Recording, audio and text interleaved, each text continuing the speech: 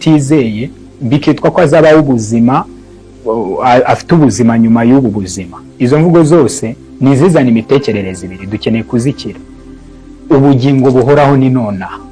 Ntabwo dukwiriye gutekereza ubugingo buhoraho ko ari ibintu bizaza, cyane ko ibyo bituvangira bikatuyobya bigatuma tutabaho ubuzima dukwiriye kubaho nonaha, bikadusunikira kushaka. Ibaze kwanga kubaho nonaha ugateganya kuzabaho igihe utazi, ukavuga ngo uri gutegura iby'ubuzima buzaza. Ni ukuri ibyo bintu ntabwo bihura n'ibyanditswe.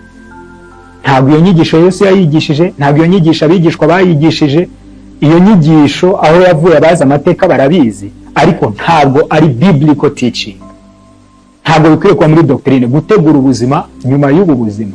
Ubwo wumve uri guhakana ubuzima. Haranditse Yohana 10:10 avuga nyine ngo muzora nazanywe n'ikindi gihe kwiba no kurimbura, avuga ngo ariko ngewe nazanywe kugira ngo zibone ubugingo ndetse bwinshi. Kereka niba ataraje, ariko niba yaraje, ubugingo buhoraho ni nonaha.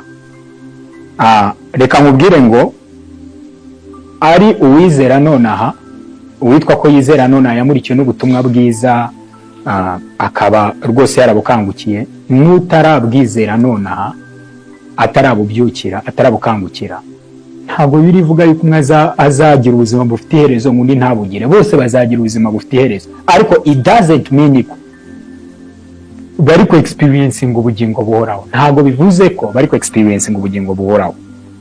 Icyo rero ni ikintu cyo kwitondera. Niyo mpamvu dufite muri Bibiliya igaragaza ko umuntu utarakangukira ubutumwa bwiza yitwa uwatakaye. He is considered to be lost. Atekerezwa nk'uwatakaye.